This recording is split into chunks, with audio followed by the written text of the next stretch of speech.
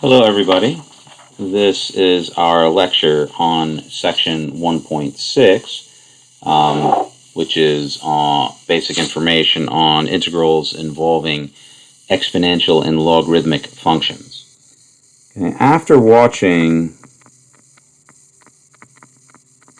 the lecture, on this, you should begin doing and complete the discussion assignment. Complete the homework assignment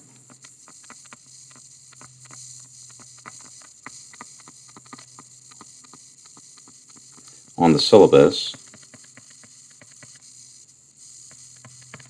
which is section 1.6, 329, 331, 333, 334, 335, 339, 355, and 356, 357, 358, 363, and 364. Okay, this is not to hand in these problems. This is just for discussion. Although you really do need to complete the assignment because, this is the material that's going to be on the exam. So there's not going to be any graded homework. There's just going to be graded exams. But the exam questions are simply taken from the homework problems. Not the exact same problem, but, things very closely related to it. So it's really a critical matter that you complete these homework assignments, these discussion assignments, as that will, have a large impact on what your grades on the exam is going to be, and what your grade in the course is going to be. Okay, and also, learning mathematics at this level is often. Effective learning is often just a matter of repetition. So make sure you're getting enough practice, enough repetition of the material that, that a good understanding of that material sinks in for you, okay? All right, so let's begin. So first let's talk about exponentials.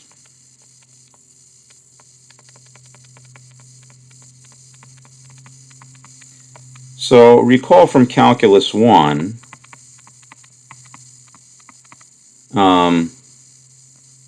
the derivative with respect to x of e to the x is the same function itself, e to the x.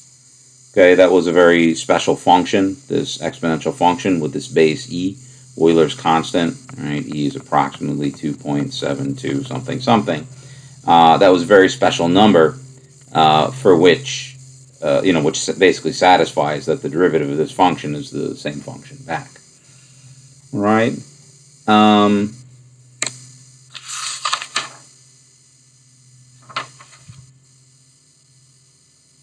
So because we have this, the antiderivative of e to the x is equal to just the same function back plus this arbitrary constant. Okay? So let's combine this with a chain rule.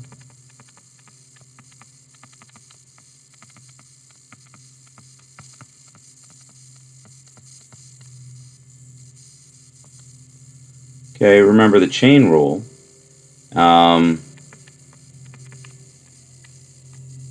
So we have this exponential function on the outside, or on the inside, on the outside, and the inside is just some function g of x, whatever g of x might be. And the derivative with respect to x of e to the x g of x, well, is the derivative of the outer function, which is just e to the x. So the derivative of e to the x is e to the x. But instead of just having x on the inside, there's g of x on the inside. And then multiplying by the derivative of the inner function, so g prime of x. And normally this is written a little bit more neatly like this.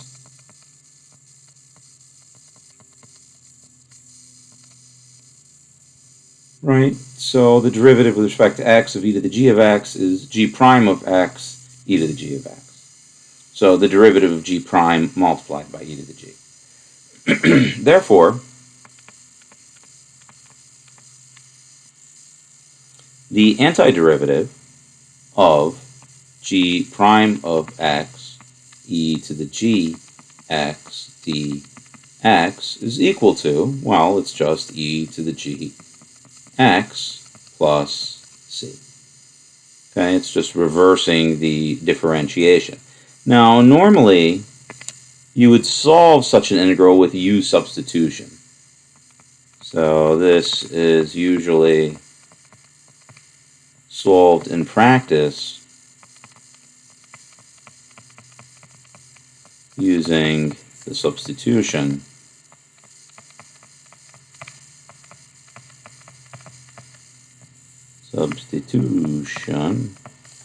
u equals g of x, like that. Okay. So let's do a couple examples.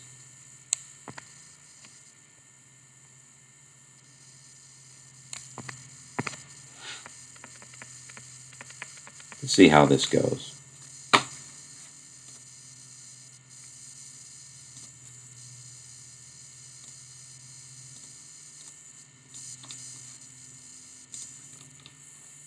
So let's calculate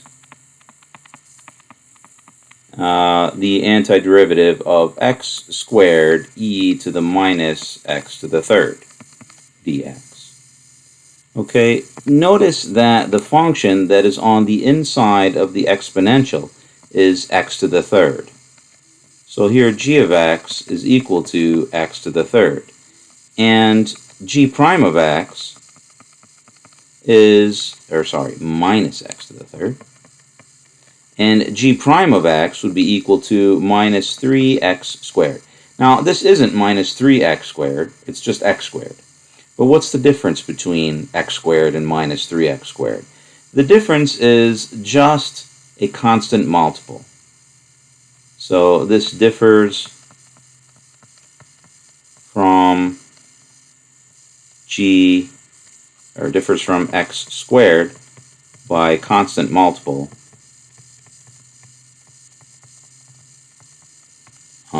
minus 3. And in that case, you can do the u substitution. So I can let u equal this inner function minus x to the third, and the substitution will work because this function here is g prime, give or take an arbitrary constant multiple. Not an arbitrary constant term that's added to it, but a multiple. So let's check that out. Okay. So we have the antiderivative x squared e to the minus x to the third. And you're going to do the u substitution. Let u equal minus x to the third.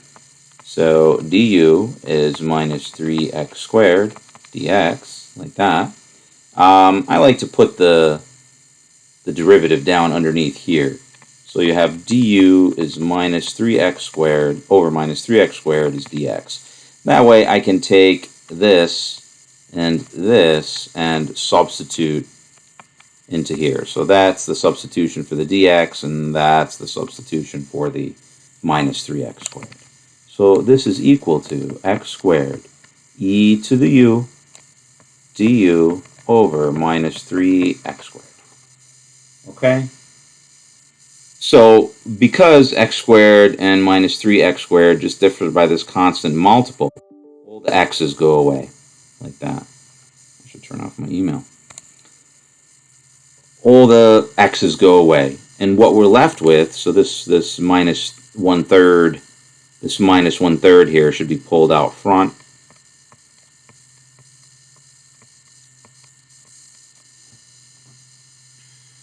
Okay, the minus 1/3 pulled out front. And what's left is simply an antiderivative for u in terms of the variable u. So we started out with an antiderivative in terms of variable x. So some function f of x dx. Now this is a function f of u du. So we needed to make sure that all of those x's canceled out, which they do. Okay. Okay, the antiderivative of e to the u is just e to the u multiplied by the constant negative 1/3. So putting this back in terms of x, or not 3x squared, minus x to the third plus c. So that's your final answer there. All right, so the antiderivative of x squared e to the minus x cubed is this. Okay. So just a quick remark. If instead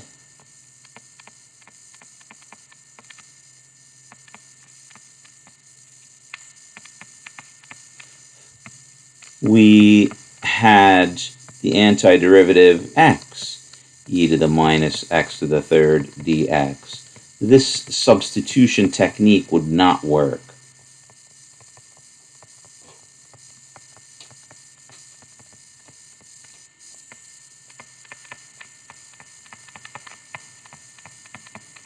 Okay, because here minus x to the third is g of x, okay, but this is not g prime of x, give or take a constant. Right? G prime of x is x squared, give or take a constant multiple. This is just x.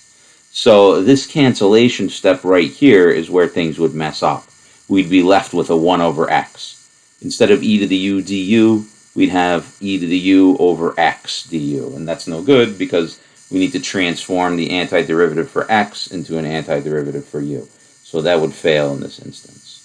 Okay. There is a technique that would work here, and we'll look into that in Chapter 3. So a technique that would work will be covered in Chapter 3. That's integration by parts, for those of you that may have seen that already. Okay, let's look at another example.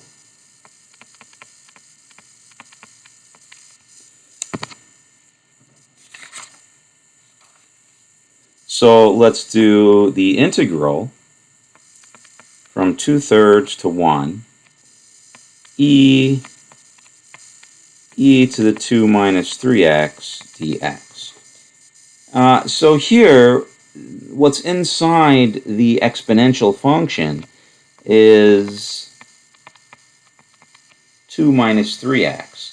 And of course, the derivative of 2 minus 3x is just minus 3. It's just a constant. So what's out front here is nothing, just a constant. Well, a constant multiple of 1. Right? And minus 3 is, of course, a constant multiple of 1. So you can do the substitution here. So it's just the exponential function e to the g of x, where g of x is a linear polynomial of degree 1, in other words. And anytime you have that, right, e to the ax plus b, like that, the substitution u equal to ax plus b will work out just fine, because the derivative of that inner function is just a constant. And all you have out front here is just a constant. Okay? So this is just an example of that. Comes up on a regular basis, actually. So here the derivative with respect to u, minus 3 dx. So I can put the minus 3 down there. Is dx. So here we have the integral from u equals 2/3. So remember that 2/3 and the 1 are for x. The 2/3 and the 1 are for x, and we're transforming it into an integral for u. So you need to keep track of that fact. So this is e to the u du over minus 3. So this minus 1/3 gets pulled out front. Integral from x equals 2/3 to x equals 1, e to the u du. So the antiderivative of e to the u is, of course, e to the u again. And we're going to evaluate, using the fundamental theorem of calculus, right, this function, this antiderivative, at x equal 1 and then subtract it at x equal to 2/3. Okay, so we evaluate at 1 and 2/3 and just subtract. Right, so remember the difference between an integral and an antiderivative. An antiderivative is just the reverse of a derivative. An integral is the calculation of this area here. Right, that's fx, this is a, this is b. So the integral from a to b fx dx is this area here, right? Now, of course, the fundamental theorem of calculus, which was covered in Calculus 1 in your previous calculus course, says that antidifferentiation and integrals are intrinsically linked, really kind of the same thing. But that's really an amazing fact. It's not something that's immediate. Okay, so keep in mind, when you put numbers here, you mean integral. When you put no numbers on top of that, you mean antiderivative. I know sometimes they say indefinite integral, but it's really not the right term. It's antiderivative. We use the same symbol for antiderivative and integral because of the fundamental theorem of calculus. Anyway, so evaluating this at x equals 1 and x equals 2/3. Okay, of course we have to change the u back to x.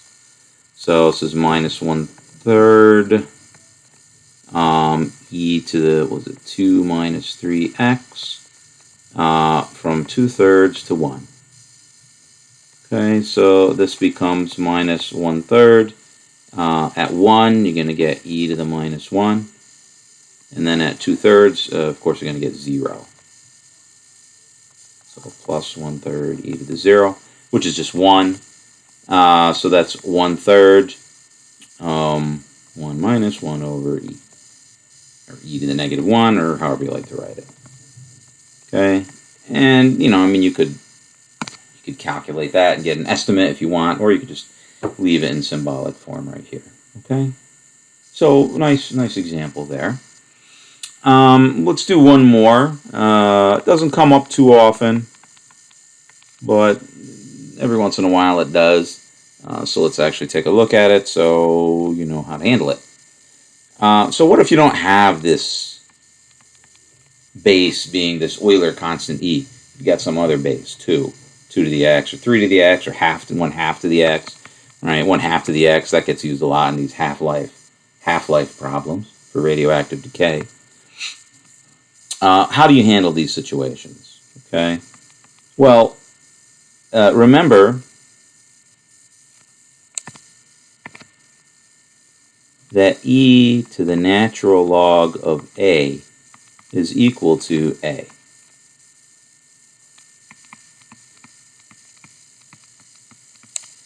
Right, e and the natural log are inverse functions of each other. So when you compose them, right, you get the identity function. E to the natural log of a is a. And natural log of e to the a is a. Okay, so remember those, the log and exponential functions are inverse functions of each other. So they satisfy this. So how does that help us here? Well, it helps us here as follows.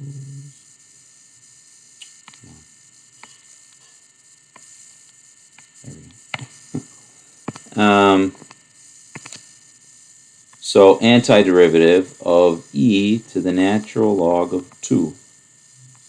That whole baby there to the x. Okay? Now, whenever you have this next nested exponential function like that, okay, remember a to the b to the c is a to the b times c.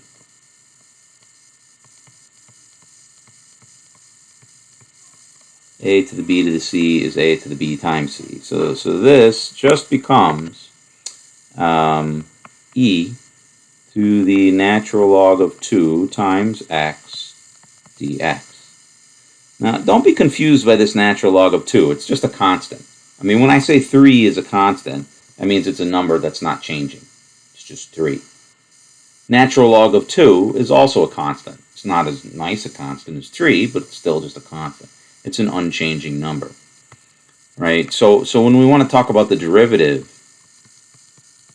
of a constant times x, Right? The derivative with respect to x of 6x is what? 6. It's just that constant coefficient. So here, the derivative with respect to x of natural log 2x is just natural log of 2. Same thing. Okay, yeah, constant 6, constant natural log 2. Okay, so basically we can use the same technique we did in the last problem. This is a linear polynomial here, just like that. That's a linear polynomial. Polynomial of degree 1. So we use the same exact technique we did before. So let u equal, you know what, let me move this to the next page. Just looks too cramped here.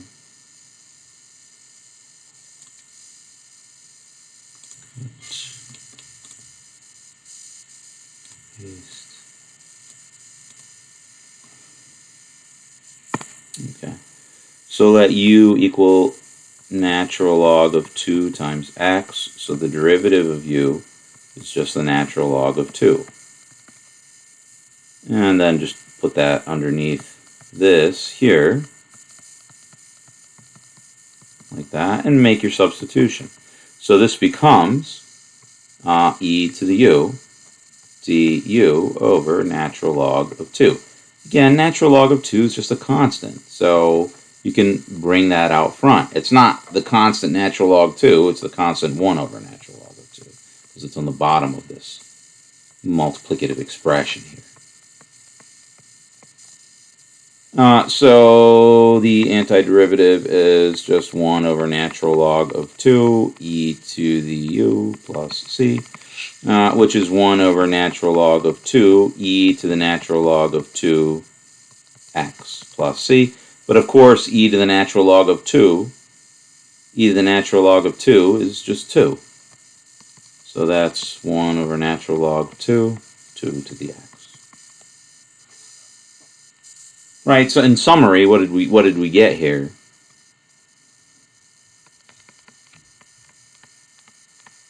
So if you want to go through this process, when you see such a function, that's fine.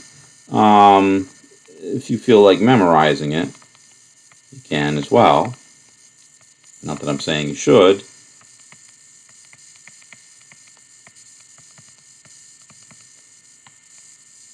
Bx plus c. Okay, so it's just like e to the x, except there's this correction factor out front, which is 1 over the natural log of 2. Okay. All right. So that's just a few typical examples dealing with exponential functions. Let's move on to logarithms.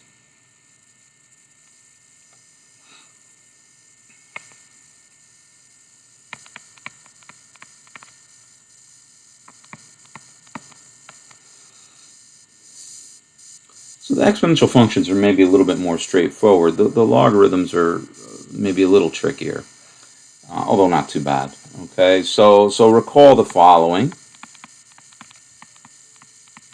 The derivative with respect to x of the natural log of x, okay, is equal to what?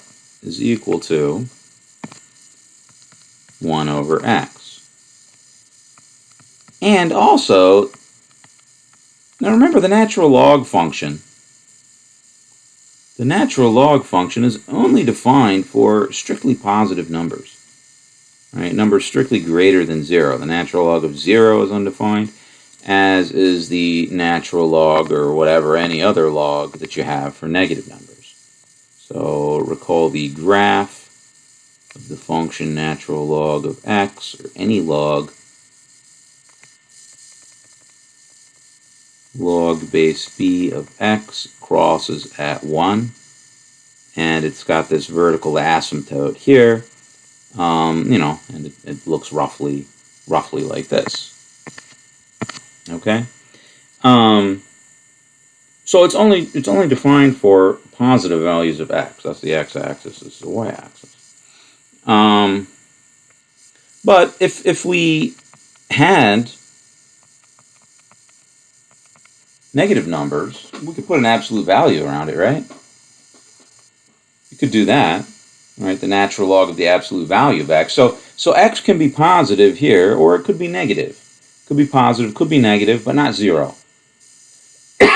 So since you're always doing integration problems on an interval, right, a less than or equal to x less than or equal to b, since you're always working on an interval, that interval can't contain 0, so the interval is always negative, within the negative numbers or within the positive numbers. So this makes this makes plenty of sense, and in that case you still get that the antiderivative or the derivative is 1 over x.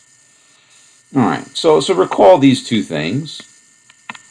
The derivative of the natural log of x is 1 over x, and more generally the derivative of the natural log of absolute x is 1 over x. Therefore, the antiderivative of 1 over x dx, right? So again, if you're doing an antiderivative or you're doing an integral for the function 1 over x, the integral is always going to be from a to b, where a and b are both negative, or a and b are both positive, because you can't have 0.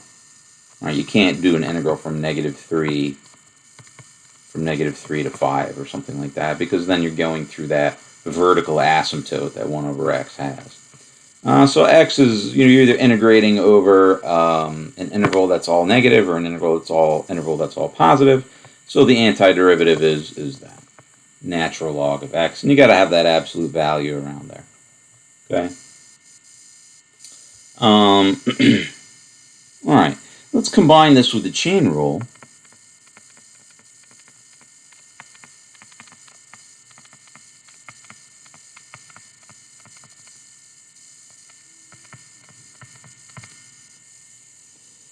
The derivative with respect to x of the natural log of g of x.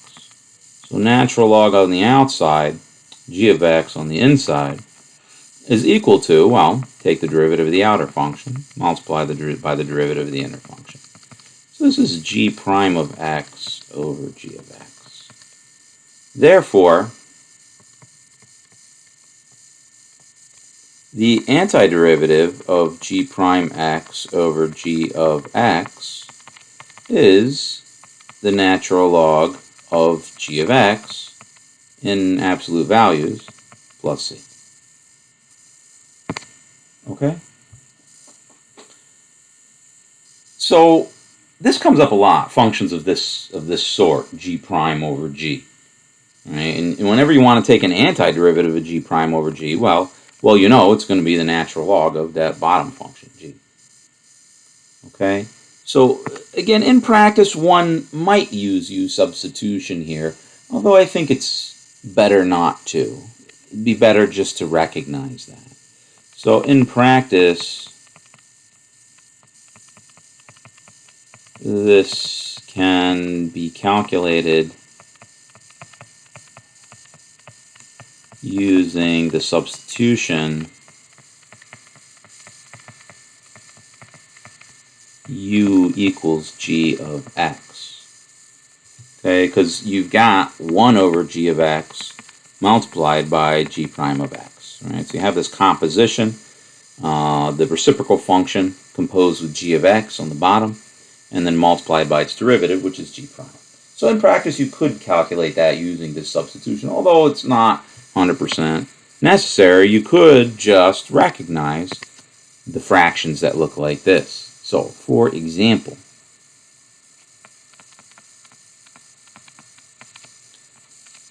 antiderivative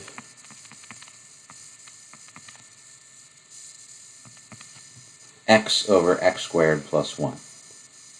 Right, this is not quite g prime over g. Right? So, g prime of x over g of x would be equal to 2x over x squared plus 1. That's not what we have here, right? Instead of having g prime over g, we've got, a constant times g prime over g. But as before, that constant multiple is fine. You can just fix that up. Okay, either using the u substitution or by doing the following. So I'm going to put a 1/2 out front and then just make the top 2x. Right, so the 1/2 and the 2 will cancel. Right, so that's all good. Okay, but I don't want to cancel it. I want to leave it that way because now it's g prime over g. So this is just 1/2 the natural log of x squared plus 1 plus c. Okay? Now, in actuality, x squared plus 1 is always positive, right? X squared is bigger than or equal to 0. And then when you add 1, it makes it bigger than or equal to 1. So it's always positive. So in actuality, you don't need the absolute values there. Okay? So you can leave them out. Put them in. It's fine. In general, you do have to have those absolute values there because that function could be negative in various spots. Okay? So there's one example. Here's another interesting example. We'll do the antiderivative of tangent theta. Antiderivative of tangent theta. Well, what is tangent theta? Tangent is a ratio, right? It's sine of theta over cosine of theta, d theta. Right? And in this case, g prime of theta over g of theta. So if g is the cosine, it's minus sine of theta over cosine theta, which is not what we have. We have positive sine over cosine. But you can fix that.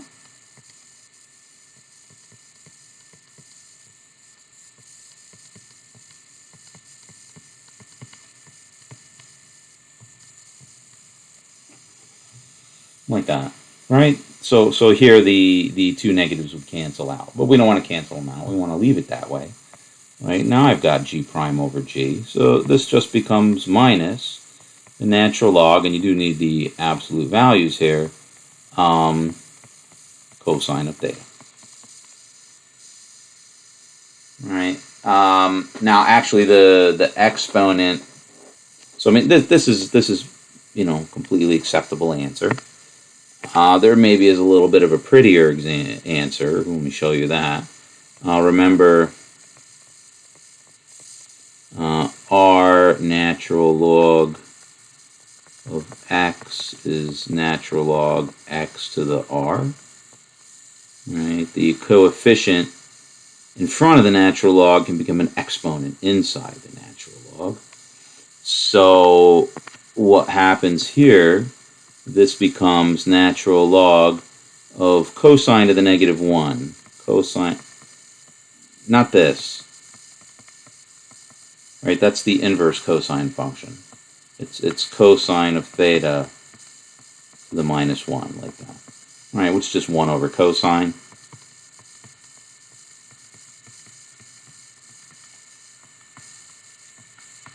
Which is secant.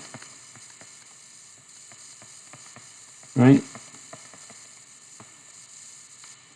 So either answer is acceptable, just, if you ever needed to see it, here it is. Okay, that little, calculation there.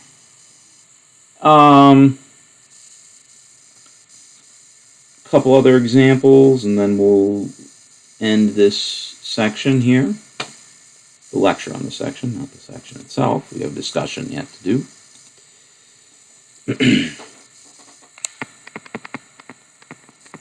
So sometimes this g prime over g thing can look pretty wild.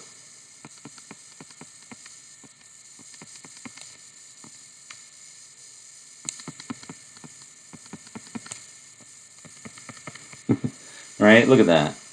Well, what's on the bottom there? The bottom is x cosine x. So the derivative with respect to x of x cosine x. How do you calculate that? Do you remember?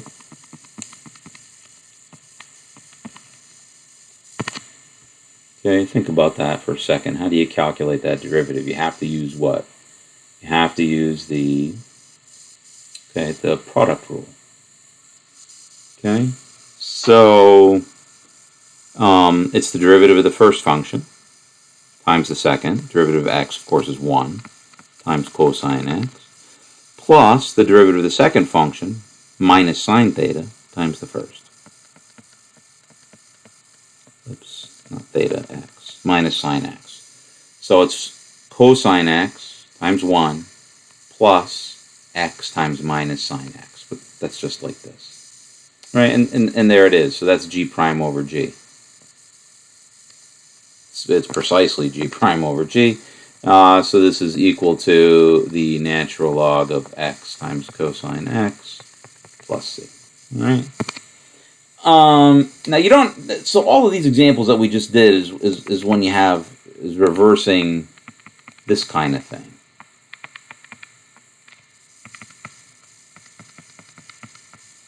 When you have a composition of functions with a log on the outside.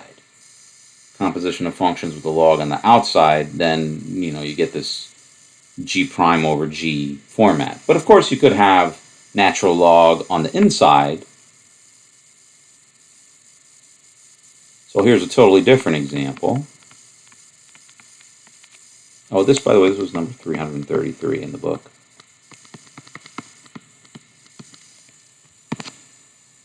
Okay.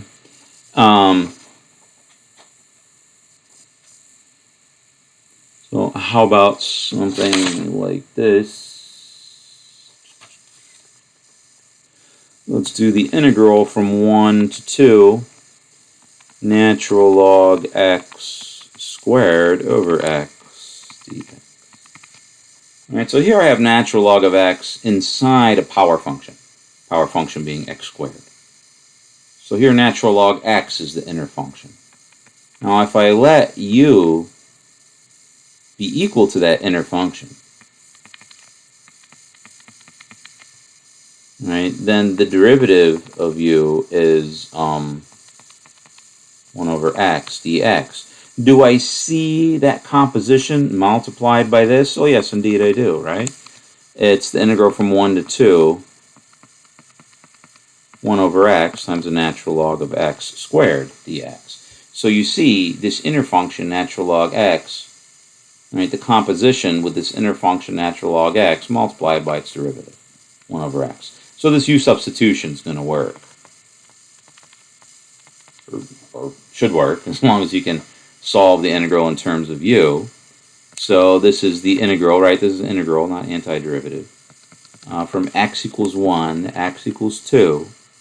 1 over x u squared x du.